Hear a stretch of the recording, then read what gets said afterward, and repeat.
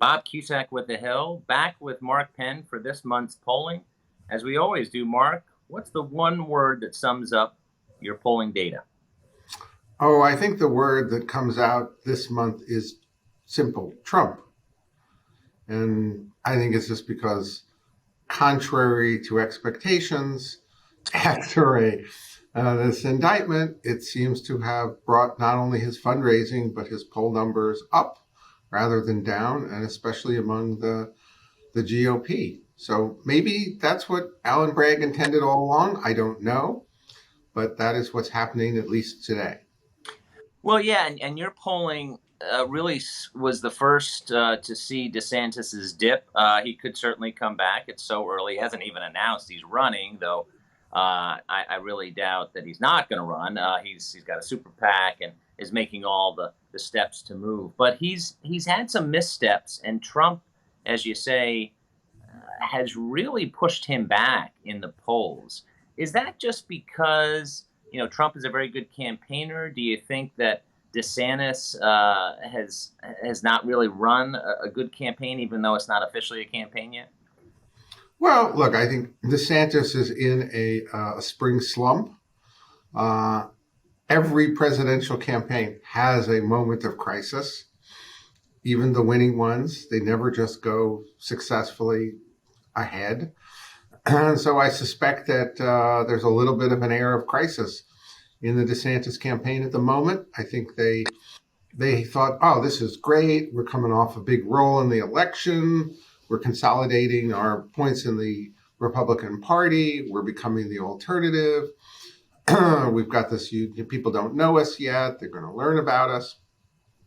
Then I think, frankly, he took a turn into more cultural conservatism and abortion and the things that he thought would get Trump voters. But meanwhile, Trump voters really want people who, I think Trump voters are a little bit more, let's shake up the system. And I think DeSantis kind of lost his edge as a shake up the system by becoming a little bit more of a cultural conservative instead. And hey, I think people decided if I want cultural conservatism, I don't need to switch to DeSantis. If anything, DeSantis should run on character and competence.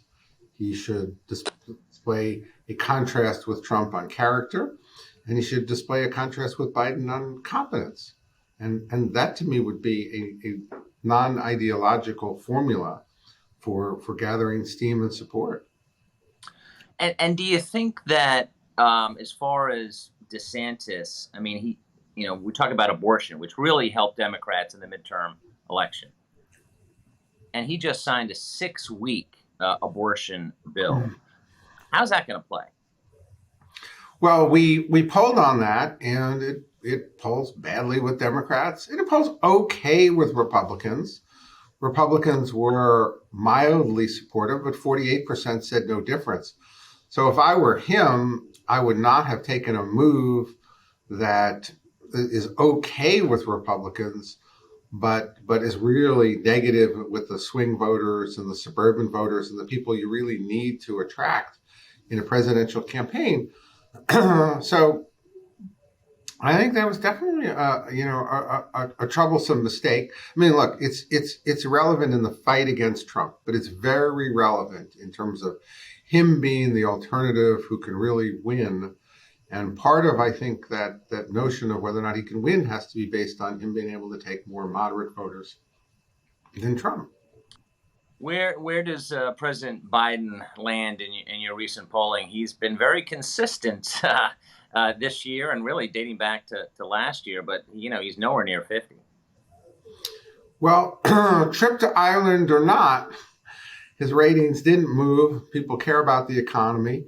He's got a 39% rating on the economy, a 43% overall job approval. Democrats like him, but they don't really want him to run. They're giving him rather tepid numbers, below 40% in terms of the candidate they would pick to be their Democratic nominee. And so for him, it's a kind of a difficult spot. He doesn't want to be a lame duck president. He wants to run, but these are very, very weak numbers in terms of somebody winning. And Trump consistently in our poll wins the head-to-head horse races. And again, if Trump were to win a national popular vote, that of course would be a huge electoral win because in the electoral college so far with so much support in California and New York, it's been possible for the candidates to win, Democrats to win the popular vote and lose the electoral vote. If Trump were to win the popular vote, he would be a kind of that election would be decided by 8:01 p.m. So, Right. now, do I think that's likely? It is what it is right now. I can only report what we're showing at this snapshot in time. What do you think about the potential? Even though Biden and Trump, your polling has shown, have solidified their positions in the party, we still have a lot of people out there who do not want to see a rematch of 2020 in 2024. Do you think there's a real appetite, and can it be done that a third party could actually be a viable contender? Well, I mean, in fair disclosure, my wife runs No Labels, which is getting the ballot. Although there's been a lot of uh, understanding about that, but certainly she's out there trying to get a ballot and believes that's the case. And Mhm. our polling shows it is the case that unprecedented numbers here reject these choices. And so either the parties are going to change the choices, or if the parties keep the choices, there will be a very significant opening, a bigger opening than I've ever seen in 40 plus years of polling, for someone else to come in, particularly moderate, and not be a spoiler at all, but be somebody that actually could win. Uh, because the public really is saying, look, the public in the middle really says, I want another choice. And you only need in a three-way race 34%. You don't need 50%. Mhm. So and Russ Perot, who dropped out and had Admiral Stockdale, got 21%. Yeah. So I think a lot could happen here. It doesn't seem like a very stable situation to me here that the parties are just going to nominate. We're just going to replay the same old candidates, and we're just going to replay the election that people didn't want to replay, and at a time when they want some change and some leadership. I just it looks like it's happening, but we haven't even gotten to the first debate yet. So Right. let's not get ahead of ourselves.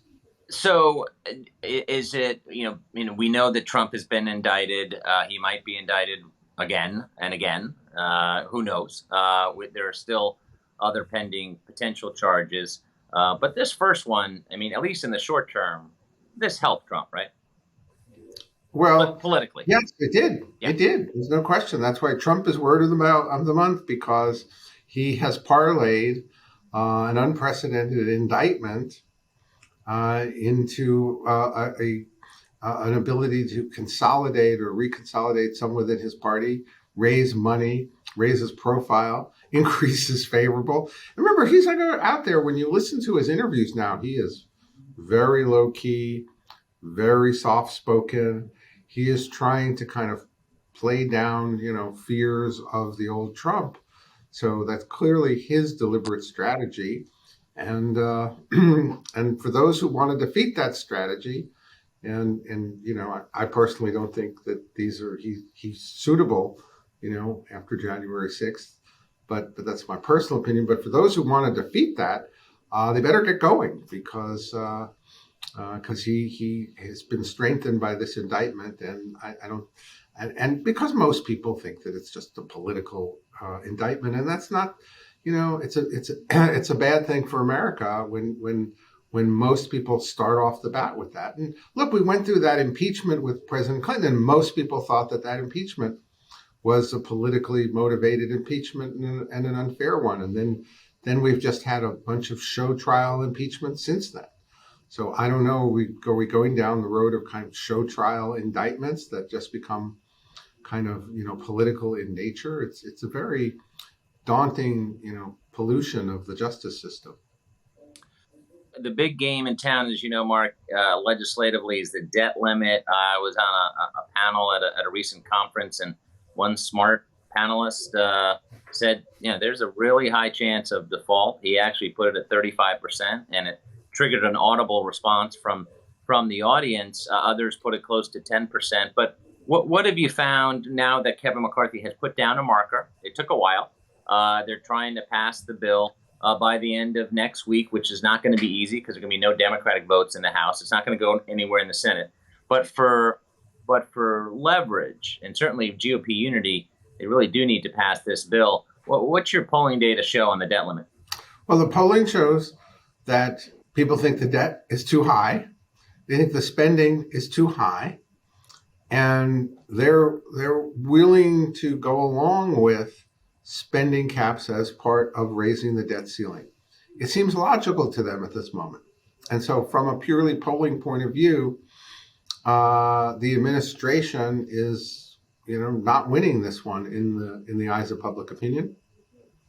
Now, can the Republicans manage to defeat themselves and let it blow up? If the Democrats just sit there, blame them for default, as is their plan, can they say, look, we passed a reasonable alternative?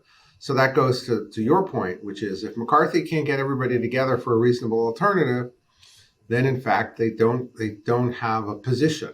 So if they were going to run out a campaign, they would pass a bill, they would hold a press conference, they would say, now President Biden, we've passed a bill that says that we'll avoid a default in exchange for some reasonable spending caps. And I don't really know the full content of the bill. And you now, President Biden, are going to be responsible for default if you don't negotiate and go along with this. And they have to press that case. If they don't press that case, the Biden administration will flip the opposite way. And we've had government shutdowns. We've crossed these kinds of Rubicons before. It does happen. Then the Treasury Secretary figures out some way to pay anything anyway. I don't think that the U.S. bonds will go unpaid, although we're in such a hyper-partisan atmosphere that anything is possible these days. And, as far as, House Republicans right now, they're outnumbered, right? They barely have a majority in the House. They don't have the Senate. They don't have the White House. But at the same time, their message of, hey, Mr. President, just come to the table. That's not a bad message because, especially if they pass this bill, they can say, okay, now we've passed a bill. You need to come to the table. And Democrats actually, it's inside baseball, but as you know, Mark, they could force action on a clean debt ceiling through a discharge petition and force a vote on a clean debt ceiling. But they haven't even introduced that petition, that so-called discharge petition, which takes a couple of months to ripen. So they're basically telling Kevin McCarthy, we're not going to bail you out. And I think that plays into, the political element because the House, Senate, and White House are up for grabs in 2024. And there's a lot of political maneuvering right now. Yeah, but let's look at one stunning question in the poll. Do you support or oppose a balanced budget? 81% supported a balanced budget.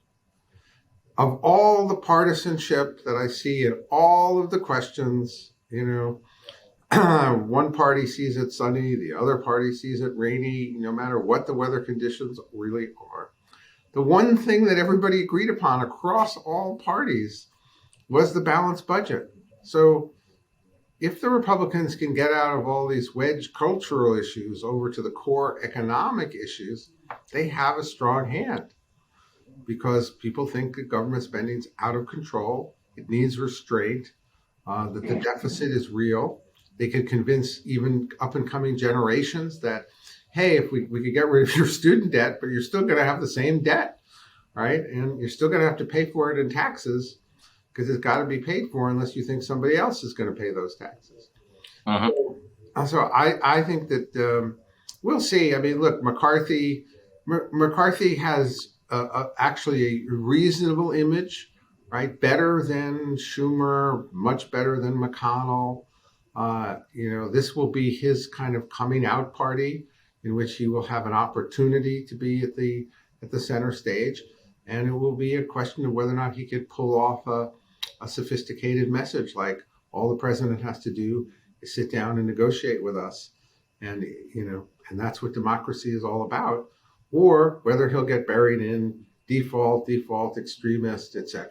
Well, part of the problem is that everyone is so embedded into their own news cycle and message cycle that they lose sight of where the voters in the middle really are and what really will determine the next election. As far as you know, voters don't have a long memory, but at the same time, when you have something in the headlines like abortion, as states are constantly, whether it's 15 weeks or 6 weeks, they're passing different legislation. Red states, blue states, obviously taking much different approaches on this. Do you think abortion and the debt limit fight will be defining issues in 2024? Like on the debt limit fight, let's say they resolve it, it'll be chaotic. But if they kick it past the next election, and that remains to be seen, will people remember it? I don't think the debt limit is an issue in and of itself. The issues are inflation, state of our economy, and government spending, right? And so the debt limit is just a way of putting the brakes on the administration on spending that is seen as the cause of inflation. So it's not a direct issue in and of itself in the way that abortion is a direct issue. And even though abortions have been, until this year, they were pretty much significantly down overall. They were only about a third of what they were in the 70s, despite much higher population growth. But interestingly, I think there's no question that suburban women generally, right, are marshaling around this issue, and that the Republicans are going to pay a high price if they push back below 15 weeks. 15 weeks just has a reasonable national consensus and allows the Republicans to paint the Democrats as extreme on the issue. And 6 weeks allows the Democrats to paint the Republicans as, well, how can you foreclose an abortion when many women don't even know whether or not they're carrying a child at 6 weeks? And so that just makes common sense to people. Right, right. Going forward with as far as Trump's candidacy, Nikki Haley said she wasn't going to run if Trump ran. Well, then she changed her mind, and Trump was, as we've talked about, the biggest loser. Your polling has shown it of 2022, but he has come roaring back. Do you see this field not being as big? Mike Pompeo recently said, "I'm not going to run," and Cruz doesn't look like he's going to run. Rubio doesn't going to run. That they're kind of afraid to take on Trump. I think they just think there's only a limited amount of oxygen, and then they have to go out in order to win. They're going to have to piss off a significant amount of the Republican primary electorate, right, in a significant way that may, if they swing and a miss, may not be good for their career. So yes, and it does seem a little bit more like, okay, Nikki Haley, Tim Scott, Ron DeSantis, maybe that's the field, right? Yeah, well, and maybe and Hutchinson too, but a lot of people think it's an uphill battle without a doubt. Going back to Biden is one of my last questions. Your polling has shown consistently that despite the White House messaging and rhetoric, most people are not optimistic about the economy, and obviously inflation is a top concern. That's been rates have gone up through the Federal Reserve Chairman, Jay Powell. Are there any indications that things are getting better or people are feeling better about the economy? Because, writing about your numbers and reading, it's just these numbers are not good for a reelection campaign. No, we saw from the summer of 22. The summer of 22 was extreme panic over the economy, and we saw it come down, and there had been a consistent trend of improvement, and that trend stopped this month. This month it went back up a couple of points. You're in the 60s on people who say that it's the wrong track, it's a bad economy, and they all ticked up a point or two.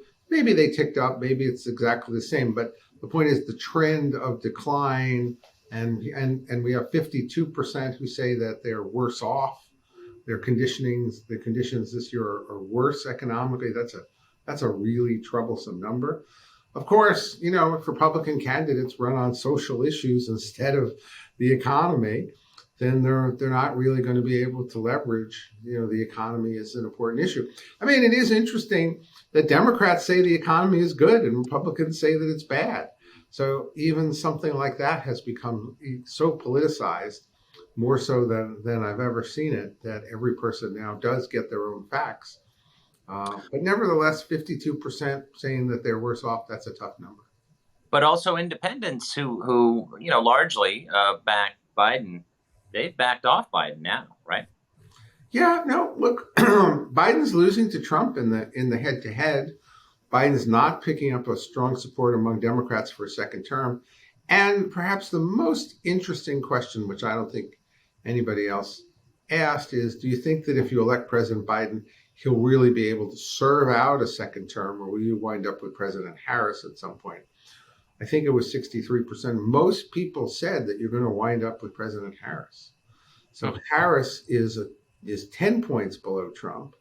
And so when you look at that, the best argument against the Biden ticket is you're not really even voting for Biden. It's a very credible argument that you're really voting for President Harris. And based on her numbers, that's not a good thing at the moment. That is not. Vice presidents usually just have really good ratings. I mean, you just have to go to the funerals and kind of be loyal, and generally they'll have, in the past, good ratings. She really has not played well with the general public as a potential next president. Last question. Anything I missed? Anything you're looking for in the next couple months going into the summer?